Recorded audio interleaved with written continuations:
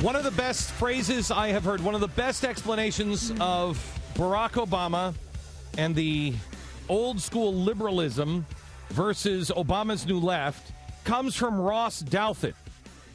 He said, the slideshow's vision of the individual's relationship to the state, talking about, remember Julia? Remember the slideshow Julia? Love her.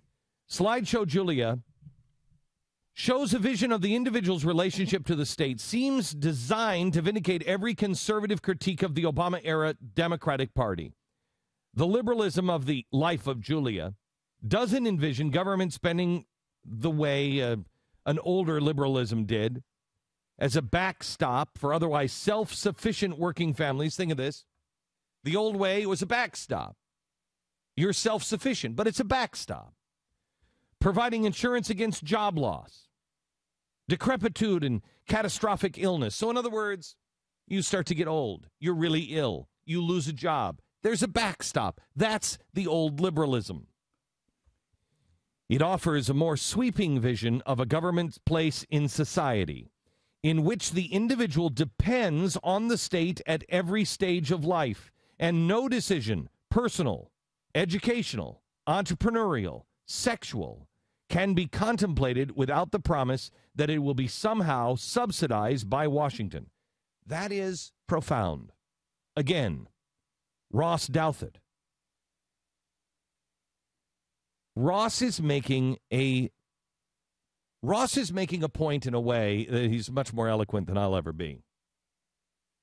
Ross is making a point that every American needs to pay attention to. Yesterday, we played this audio from Barack Obama, and it wasn't from Friday. It was audio of Barack Obama talking about the capitalist system and how you'll never make it because nobody's any different. Business people, the Wright brothers, the Henry Ford, anybody, Steve Jobs, it could have been anybody if they had roads, if they had school. Everybody has the same opportunity, and business people, they only succeed because the government was there to provide the road. I want you to listen to this because this is one of the scariest things I've ever heard any president of the United States ever say, and I'll explain why. And it goes to Ross Douthat's theory here. Listen again. You didn't get there on your own. I'm always struck by people who think, well, it must be because I was just so smart. There are a lot of smart people out there. It must be because I worked harder than everybody else. Let me tell you something. There are a whole bunch of hard-working people out there.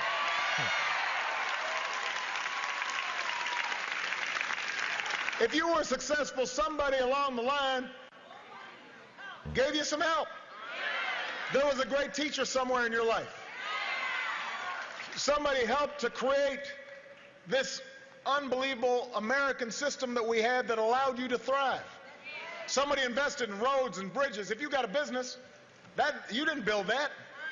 Somebody else made that happen.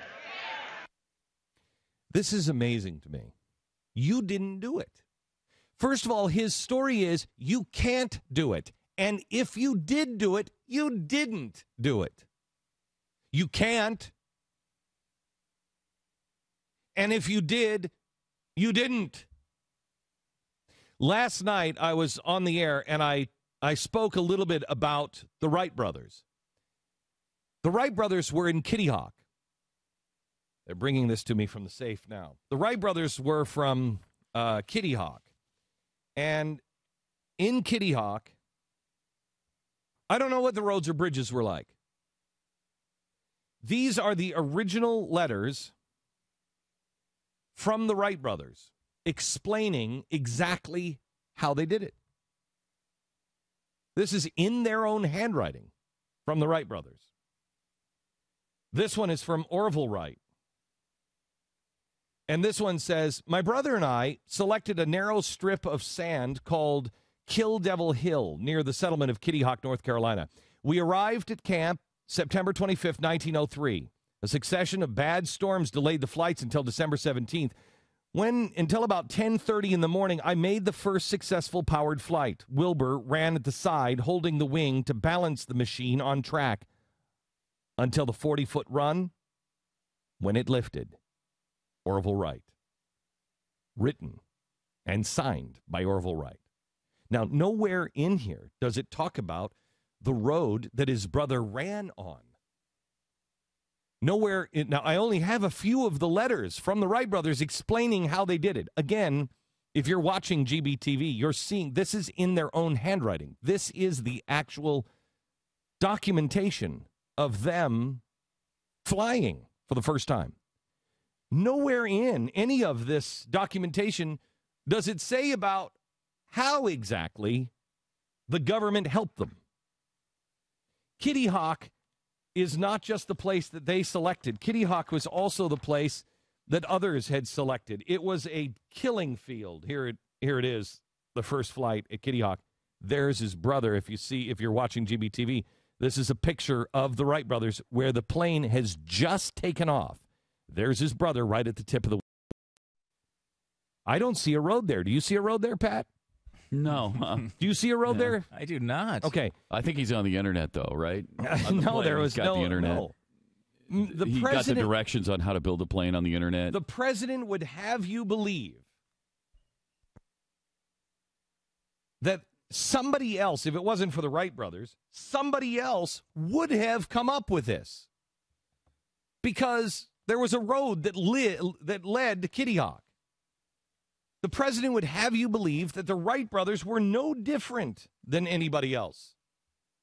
That Henry Ford was no different than anybody else. That Sam Walton was no different. That Bill Gates, no different than you or me. I got news for you. You could put, I am the put a monkey in a room with a typewriter and he'll never come up with it. You can put me in a room with a computer and I'll never come up with Windows. Never.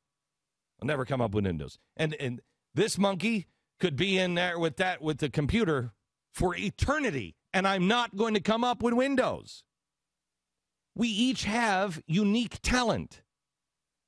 That ain't my talent. But the president would have you believe that we're all just monkeys. And if the government would give us all computers, we'd all eventually write the Bible. I got news for you. That's a lie. It's a lie. And it's the most dangerous lie there is. Because once we stop recognizing our uniqueness, we no longer can claim the blessings that belong to us as individuals. We no longer claim the responsibility that is laid at our feet as individuals. This goes to the president's collective salvation. I'm sorry, but there is no such thing as collective salvation. It is up to each of us. I'm an alcoholic.